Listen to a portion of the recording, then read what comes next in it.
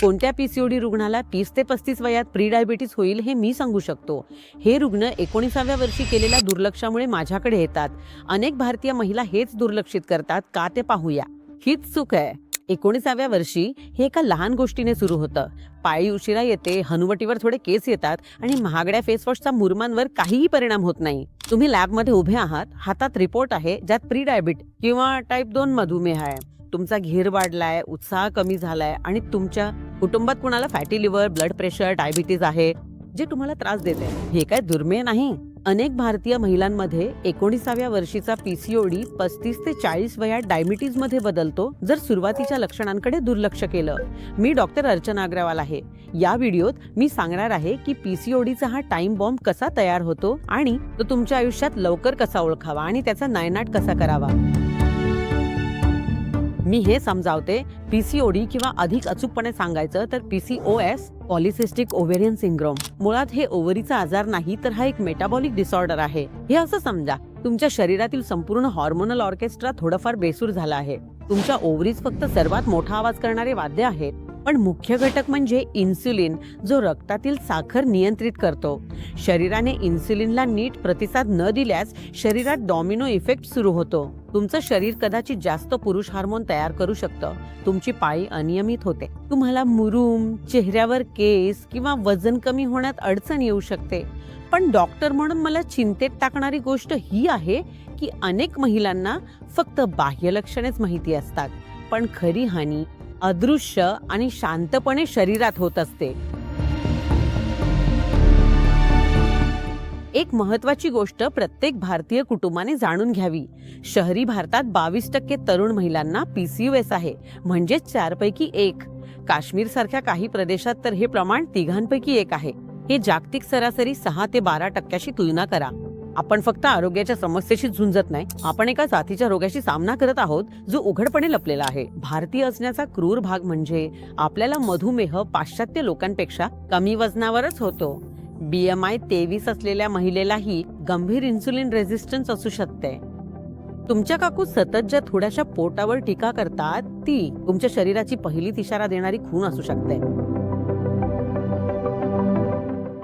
कशाची काळजी करावी? तुमची पाळी सुरू झाल्यावर पहिली 2 वर्षे अनियमित चक्र असणं हे सहसा सामान्य असते. तुमचं शरीर अजूनही स्वतःला जुळवून घेत आहे. जर 2 वर्षांपेक्षा जास्त वेळ झाला असेल आणि तुमचे चक्र सातत्यात 35 दिवसांपेक्षा जास्त लांब असते किंवा वर्षाला 8 पेक्षा कमी पाळी येत असेल तर ते तणाव नाही.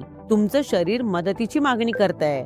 त्वचा आणि केस, किशोरवयीन मुरुम वेगळी गोष्ट आहे, पण विशित अचानक मुरुम येणं, विशेषतः जबडा आणि हनुवटीवर, ओठांवर किंवा हनुवटीवर जाड केस दिसू लागणं, डोक्यावरचे केस विरळ होणं, हे सौंदर्याशी संबंधित समस्या नाहीत, हे हॉर्मोनल संकेत आहेत.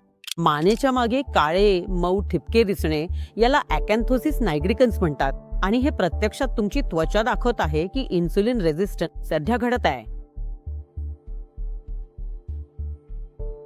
मला माहित आहे आपल्या भारतीय कुटुंबात काय घडतं. तुझ्या पीसीओडी बद्दल कुणालाही सांगू नकोस. बाळ झाल्यावर सगळं ठीक होईल. मी पाहिलंय, मुलीच्या पीसीओएस साठी आईला दोष दिला जातो आणि 19 वर्षांच्या मुलींनाही प्रजनन क्षमतेची प्रचंड चिंता वाटते. बाळाचा विचार अजून लांब असताना तुमच्या कुटुंबाने हे समजून घ्यायला हवं की पीसीओडी ही लग्नाची समस्या नाही, हा चारित्र्य दोष नाही आणि हा प्रजनन क्षमतेचा शेवट नाही. बहुतेक महिलांना पीसीओडी असूनही त्यांना मुलं होऊ शकतात, पण हे लवकर इशारा देणारे यंत्र आहे. तुमचं शरीर 15 वर्ष आधीच सूचना देत आहे.